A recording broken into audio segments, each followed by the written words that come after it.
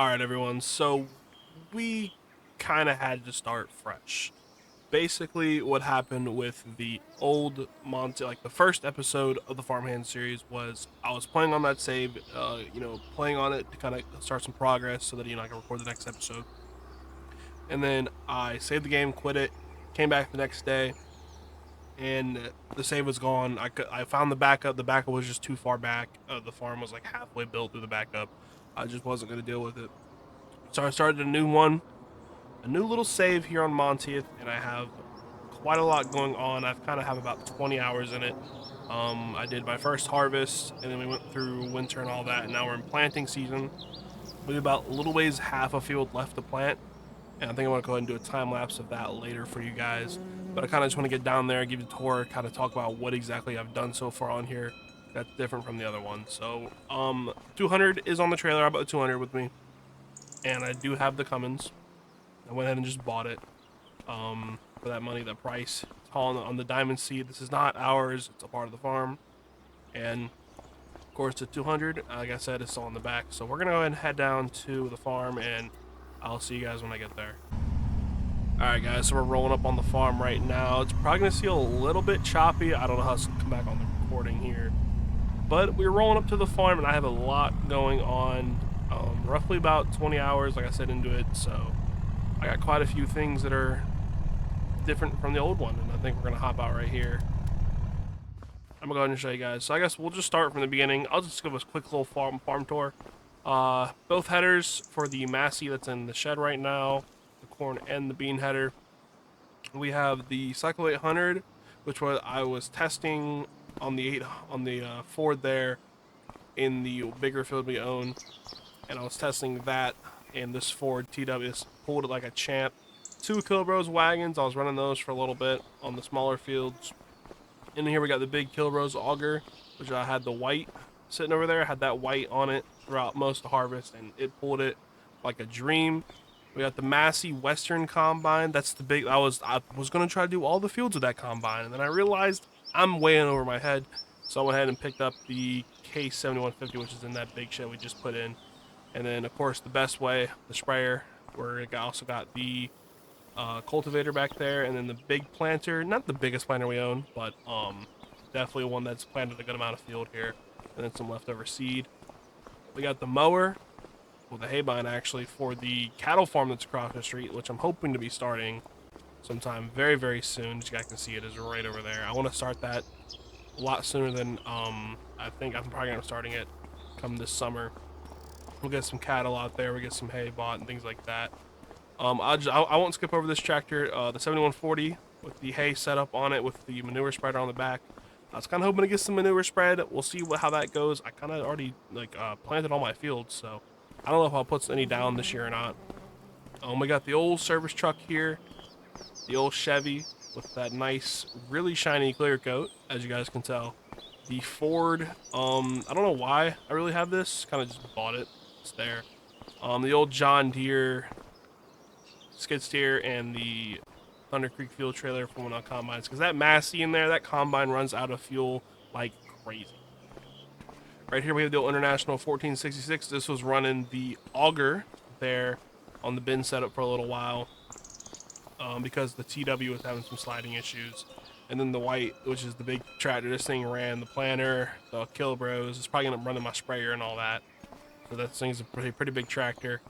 We got a couple bins set up in here. I know we have grain in this one. We have about 30,000 liters of beans here.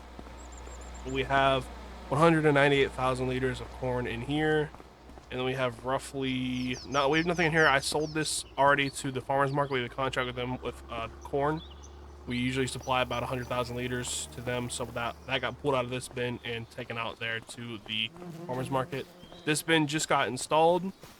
It's just a little small 7,000 bushel bin because I did expand a little bit of the fields. Not expand, but I went ahead and purchased another one.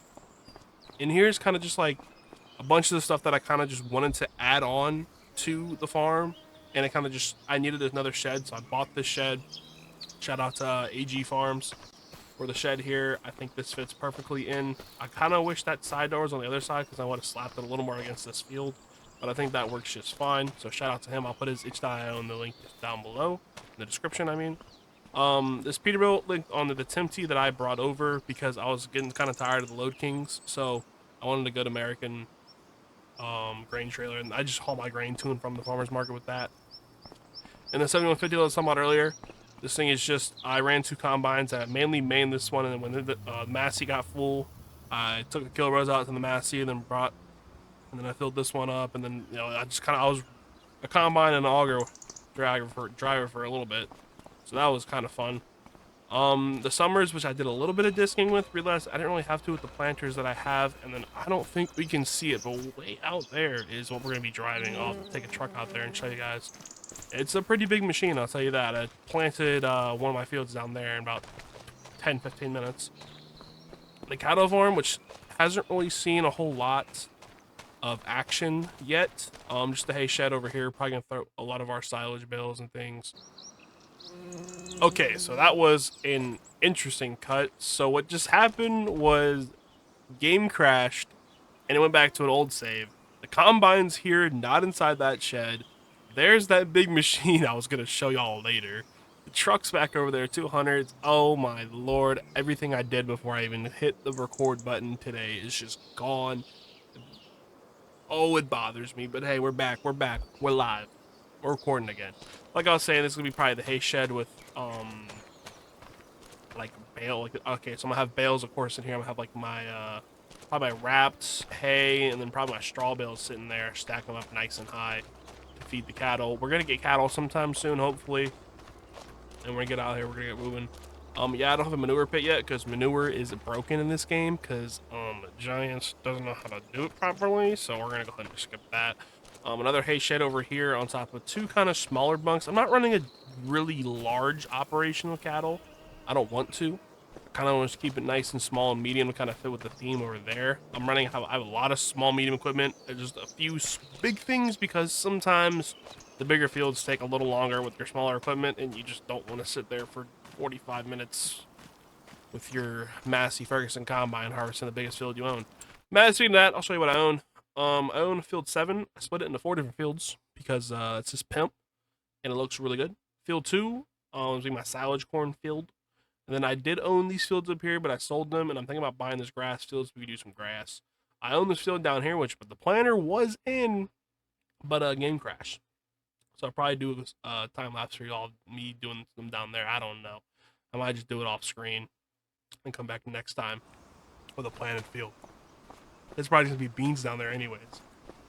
But yeah, so this is what I was gonna show y'all.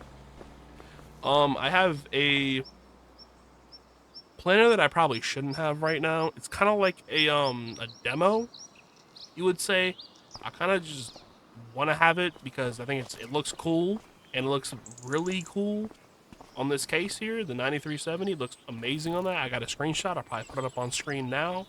I mean, it looks amazing on there. I'm just saying. But yeah, it's the Big Horse US. It's a 24 row, so it fits both my 8 row corn heads just fine. And I mean, it looks really sweet on the back of this 9370, like I said, going through these fields. And I mean, it rips up the fields really good, and it does it really fast. And that's kind of what I like. I like a little bit of speed, a little bit of efficiency, but I also like to have a little bit of fun. And that's kind of the whole point of this farm, is to have a little bit of fun. I don't know what else I can really do to show you guys. This is kind of just another farm tour, but with a little bit of spaz and jazz, I guess you could say. I don't really know how to say that. I mean, I don't really know what to say because I don't know if y'all want to watch me plant. I mean, I would love to do a time lapse for you guys. I could do a time lapse for you guys. You know what? Screw it. We're gonna hop up in the 937, hook up to the horse. We're gonna go out there to the 7th field 17 that we own. I have to cut to when I get out there because I don't got a road going back there just yet. Because you know, I'm not trying to cut into my freshly planted bean ground. And we're gonna go back out there. We're gonna do a little time lapse for you guys to kind of end off the video, and then we'll roll the outro after that. And then hopefully this one takes off a little better than the first one, and then I can kind of keep this going. Probably catch back up with you guys back around harvest time. I don't know. I'm just gonna hit the record whenever I can, but I'm gonna get out there, and then we're gonna do some time lapsing. So I'll catch you guys when I get out there.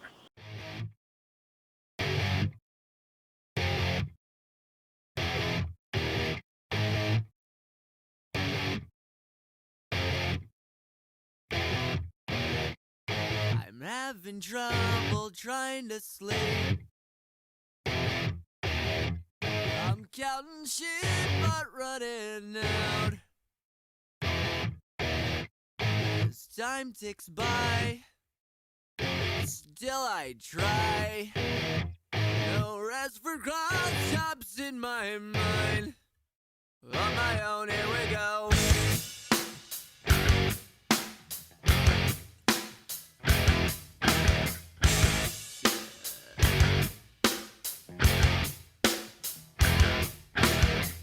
My eyes feel like they're gonna bleed. Right up and bulging out my skull. My mouth is dry. My face is numb. Fucked up and spun out in my room. On my own, here we go.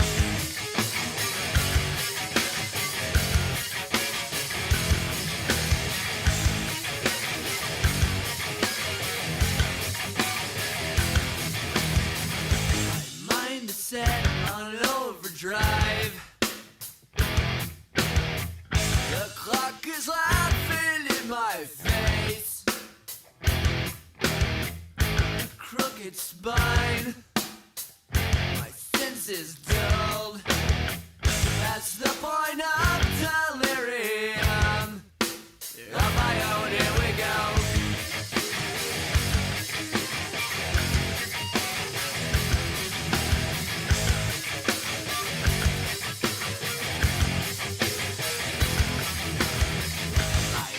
Feel like they're gonna bleed. Right up and bulging out my skull. My mouth is dry. Face is numb. Fucked up and spun out in my room. On my own, here we go.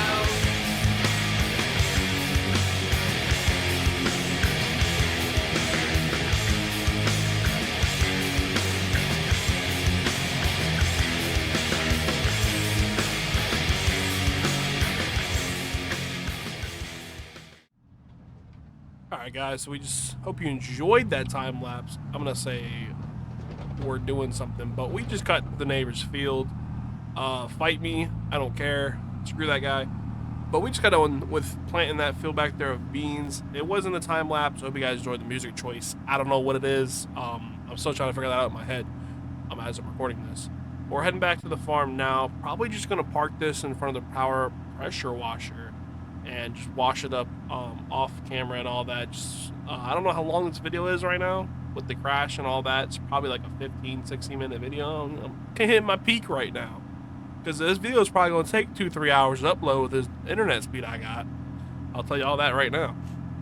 But we're kind of rolling back to the farm slowly but surely. That field right there was the field I planted with this originally. Got it done probably about 20 minutes, I'd say, with that. That field was planted with the 950, and then I had a little bit on that little corner there where the shed is. I planted that with the 800, just giving the 800 a good test run. You know, I do that about once a year with these smaller fields. I laid tile in that field that's directly behind the farm. I'll put a picture up on screen right now of that tile right there. We went ahead and laid it right after planting because that field was really bad yield wise, and I wanted to have a little bit better yield come in the next year with all these fields. So being able to kind of sit there and put tile down in that field, that was really the only field out here that didn't have tile, with it being so close to this road and all that, and with it being, you know, right on top of this farm. They didn't want to put tile in, but I went ahead and risked it and put the tile in, so hopefully that'll improve the yields and kind of help the drainage towards the with the next harvest. I think we'll just park this thing right here, shut her off. We're gonna get the pressure washer out later. But I mean, outside of putting tile in on this field and planting that one and all that, I mean, all of our fields are planted. All of them are good and fertilized. I gotta come back out here and do another. I'd do a run of herbicide. Probably when the crops start to come up a little bit, I'll do a run of herbicide, probably with the best way on the back of the white. So I'll do a run of herbicide all the way around, and I'm probably end up running another thing of fert back out so we get some good yields off all these fields and hopefully a really good harvest next year so that we can kind of, maybe purchase this horse and maybe, I own the quad track. Okay, I own the quad track. I don't own the horse. Don't mind the money in the top right. Okay, it's not legit money. I promise. But I would like to own that horse. The thing's nice. Really good speed and all that. It looks really good on the back of that quad track. And then we took the big hit from putting the shed in, which I should probably give you guys what's behind this door. Behind door number 1. It's just more shed. Really, it's kind of just like a little workshop. I guess you could put like I don't know your combine in here if you want to work on it. Craftsman toolbox though, so that's pretty neat. But outside of that, this is basically it for this first episode. I will be doing more recordings with this save, because I really like where this save is going. I like this save a lot. So, probably next time I'll see you guys is probably gonna be either spraying or harvest. I don't know how far I'm gonna skip. Probably be spraying and getting the cattle and all that set up. And yeah, I think that's gonna be it for this episode. Wow. Yeah, actually, first episode of the new Farmhand series, where I'm really not really a farmhand. Yeah, I'm a farmhand. This is not my farm. No, I think this is definitely. I think I'm gonna move away from that Farmhand series, and we're gonna come into this and roll with whatever I got going on here. Probably just a Montieth, Iowa save, really. I'm just gonna get my feet a little wet here with YouTube and not move directly into the series off rip, but I'm definitely gonna have a little bit of fun while doing it, and I think I'm having a lot of fun on this save. So, if you guys enjoyed this video, the little time lapse and all that stuff, make sure to hit that like down below and comment what do you want to see from this Montieth save, like what type of equipment do I need more. I know I need more John Deere. Don't yell at me. John Deere's coming. I just gotta work my magic with converting and all that and get things over here on with some deer, get some green on this farm. I do have the John Deere skid steer. That's all I gotta say. The only John Deere thing I got on this farm. But yeah, make sure to hit that like button, subscribe. Tell your friends about me. I'm trying to grow, trying to become, the next Rental Man Buck or Bucked Up. He's a big inspiration. Wade Mitch is also there as well. And shout out to Ag Farms and all my other homies.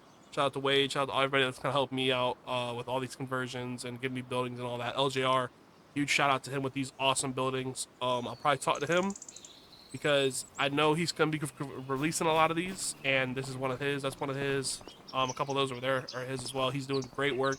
I'll link him below as well. He's a Patreon. It's only $10, and you're getting a bunch of buildings. You're getting about, I'd say, 15, 20 items already in 25, and I think they're all really great items. So I'm gonna get out of here. It's your boy Roland. I'm out. Peace.